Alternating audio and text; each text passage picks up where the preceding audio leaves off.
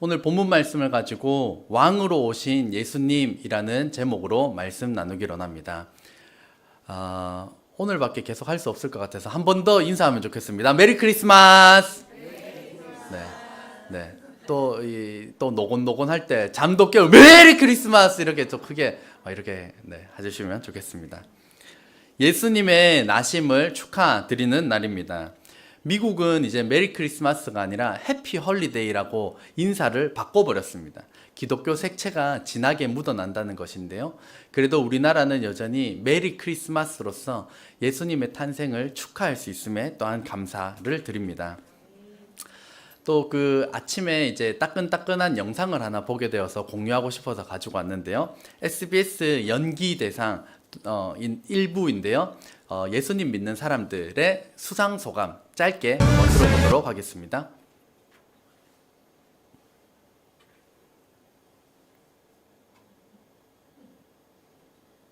네, 제가 하는 건 아니고요. 영상이 나올 겁니다.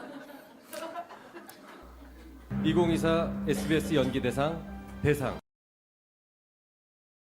또 너무 감사를 드리고 세상에 많은 연예인들, 믿는 연예인들이 세상에 선한 영향력을 발휘하는 연예인들이 되도록 또 함께 기도해 주시기를 주의 이름으로 축복합니다. 사람은 상대를 어떤 존재로 받아들이느냐에 따라서 그 사람을 대하는 태도와 방식이 달라집니다.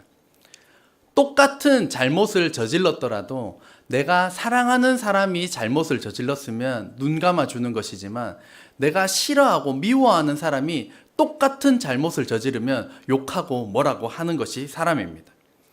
그러니까 정작 잘못과는 상관이 없이 내가 이 사람을 좋아하느냐 미워하느냐에 따라서 그 사람을 대하는 태도와 자세가 결정된다는 것입니다. 마찬가지로 우리는 예수님을 어떤 존재로 받아들이느냐에 따라서 예수님을 대하는 태도와 방식이 결정됩니다. 오늘 저와 여러분은 예수님을 어떤 존재로 받아들이셨나요? 본문 마태복음 2장 1절 말씀 같이 읽겠습니다. 시작. 헤롯 왕 때에 예수께서 유대 베들레헴에서 나심에 동방으로부터 박사들이 예루살렘에 이르러 말하되 아멘. 이 당시 이스라엘은 로마 식민지였지만 로마가 이 헤롯 가문에게 이 통치권을 넘겨주었기 때문에 헤롯 왕 이 가문이 이스라엘을 다스리고 있었습니다. 헤롯 왕이라고 하는 것은 우리나라 대통령과 같은 이름의 통칭입니다. 그래서 대통령도 저마다 이름이 있지만 저희가 그냥 대통령이라고 하는 것처럼 헤롯 왕도 마찬가지로 아켈라오, 안티파스 이런 이름이 있지만 그것을 그냥 통칭하여서 헤롯 왕이라고 불렀습니다. 예수님께서 태어날 당시의 헤롯 왕은 아켈라오였습니다. 이 아켈라오는 역사적 기록을 살펴보면 잔인하기 그지없어서 자신의 왕권에 위협이 되는 존재라면 가족도 상관없이 죽인 사람이 아켈라오입니다. 자신의 아내인 왕비 미리암도 죽이고 미리암의 남동생 아리스토블루스도 죽이고 할아버지도 죽이고 어머니도 죽이고 미리암의 두 아들도 죽였을 정도로 왕권을 위하여 위협이 된다면 가족도 뭐고 상관없이 죽여버린 잔혹한 존재가 아켈라오 헤롯 왕이었습니다. 이러한 아켈라오 헤롯 왕이 이스라엘을 다스릴 때 동방으로부터 박사들이 예루살렘에 도착하였습니다. 2절 말씀 같이 읽겠습니다. 시작. 유대인으로 왕으로 나신 이가 어디 계시냐? 우리가 동방에서 그의 별을 보고 그에게 경배하러 왔노라 하니. 아멘. 박사들이 왕의 별을 보고 예루살렘 성으로 와서 유대인의 왕으로 나신 이를 찾았습니다.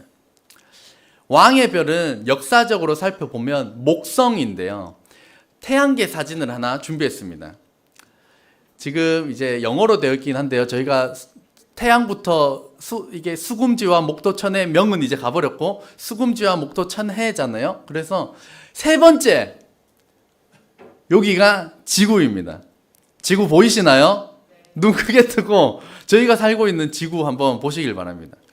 지구 안에 이 우주 지구를 통하여서 하나님께서 이 세상을 얼마나 크게 만드셨는지, 그리고 하나님이 우리와 비교가 안 되는 엄청난 존재임에 감탄하는 저와 여러분 되시기를 바랍니다. 지구도 저희가 지구 반대편 끝까지도 못 가봤잖아요. 그 정도로 너무 크잖아요. 근데 지구의 태양의 부피가 지구의 130만 배라고 합니다. 지구의 130만 배 큰 것이 태양입니다. 지금 그 사진으로 봐도 잽도 안 되잖아요. 지구 130만 개가 있어야 이 태양을 채울 수가 있습니다. 그 가운데서도 여기 지금 가장 큰 행성 목성이 왕의 별이라고 불리는 목성입니다. 지구는 태양 주위 한 바퀴 도는 것을 공전이라고 하는데, 공전 주기가 1년입니다. 목성은 그거보단 많아서 11년마다 한 바퀴를 돌고, 토성은 30년마다 한 바퀴를 돌게 됩니다. 그리고 토성에 우리나라식으로 3년 갔다 오면 90살이 되는 겁니다. 3바퀴 돌면 90살입니다. 목성과 토성이 이 주기가 다르니까 이 20년마다 한 번씩 하늘에서 만나는 지점이 있습니다. 이거를 제가 설명할까 말까 하다가 굉장히 어려운데요. 이게 지금 목성과 토성이 밖에서 이렇게 도는데, 목성이 빨리 돌고 토성이 느리게 돌잖아요. 요거 두 개만 있어도 만나는 지점 요게 헷갈리는데, 여기서 우리는 태양 입장에서 보는 게 아니라 지구의 입장에서 봅니다. 그러니까 지구도 같이 이렇게 움직이는 상황에서 목성과 토성을 본다는 겁니다. 무슨 말인지 이해하시겠죠? 가만히 있는 상태에서 목성과 토성이 움직이면 굉장히 쉬운데, 나도 이렇게 움직이는 가운데 목성과 토성이 저기서 20년마다 한 번씩 만나는 그런 광경이 펼쳐진다는 겁니다. 그러니까 이게 목성과 토성이 이렇게 있었는데 내가 이렇게 움직이면서 토성이 앞에 있었는데 뒤로 간 것처럼 보이게 되는 이 시점이 아주 우연찮게 한 번씩 걸리게 되는데, 이것이 854년마다 한 번 일어난다고 합니다. 옛날에는 이거 하나 연구하려면 평생을 갖다 바쳐서 좌표 하나 발견했는데, 지금은 컴퓨터로다가 입력을 하면 수천 년 전의 별자리까지도 완벽하게 재현되는 그런 세상을 저희가 살고 있습니다. 그러니까 왕의 별을 보고, 왕의 별을 가지고 토성과 목성이 앞다리 갓다리 하는 이 춤추는 사건을 보고, 이 동방의 박사들은 왕이 태어났다라고 하는 그 사실을 가지고 이 예루살렘 성에 오게 된 것입니다. 3절 말씀 같이 읽겠습니다. 시작.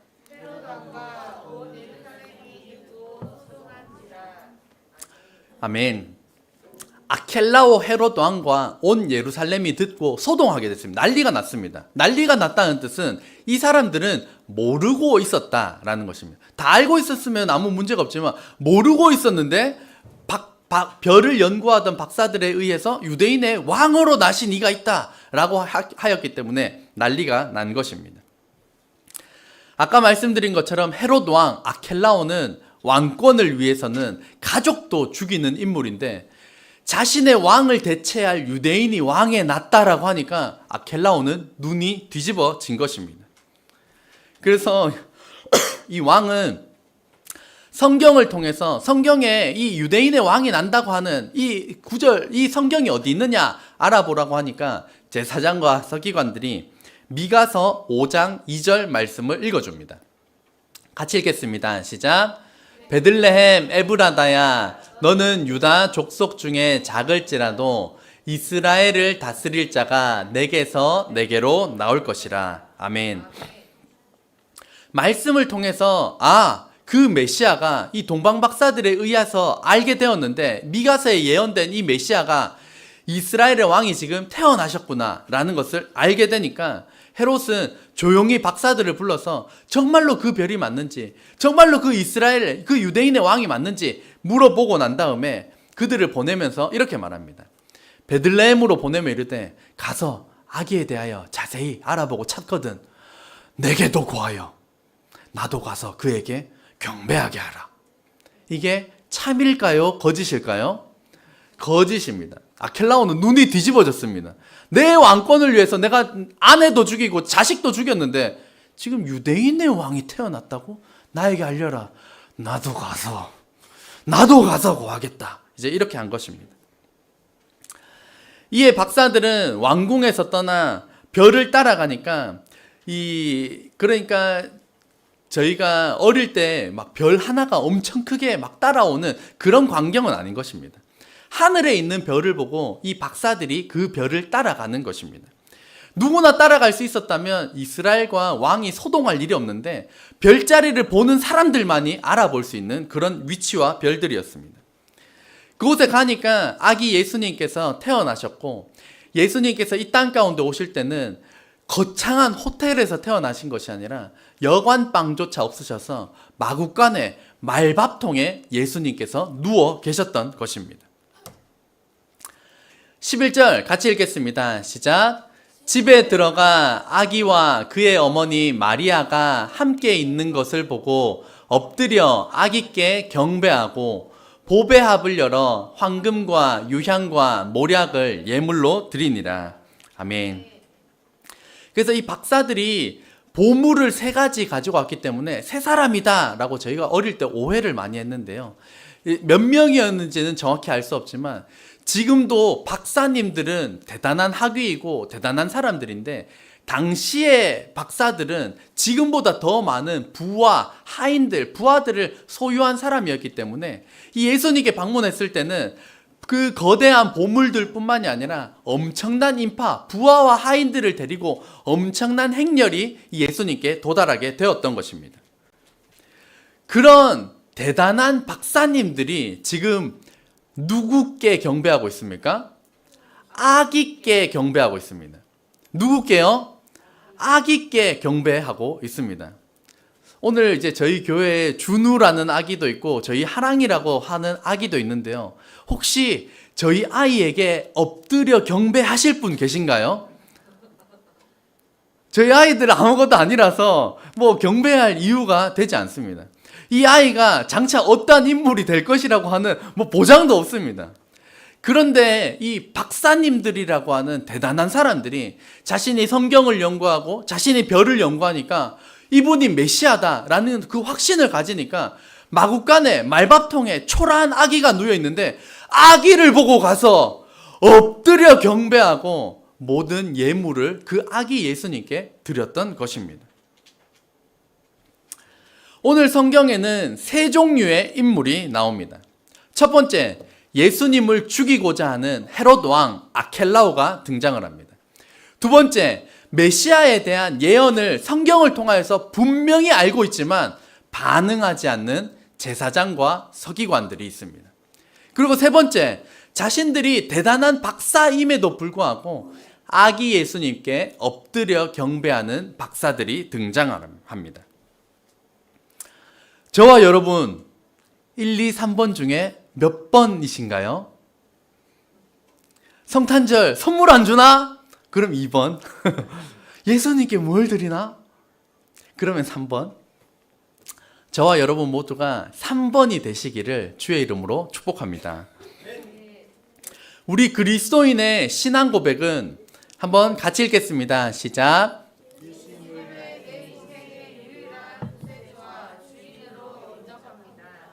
우리 그리스도인의 신앙 고백입니다.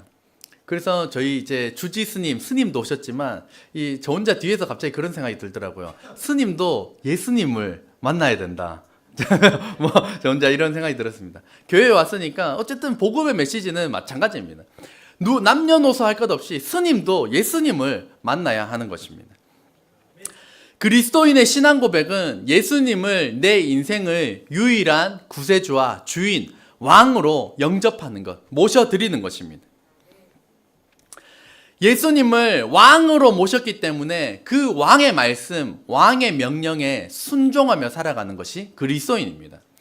여러 명의 왕을 내 마음에 두는 것이 아니라 오직 유일한 한 왕, 예수 그리스도 그 왕만을 모시는 것이 그리스도인입니다. 헤롯 왕의 마음의 왕좌에는 자신이 앉아 있었습니다. 가족도 다 죽이면서 내가 왕이 되어야 한다는 사람이 아켈라오 헤롯 왕이었습니다.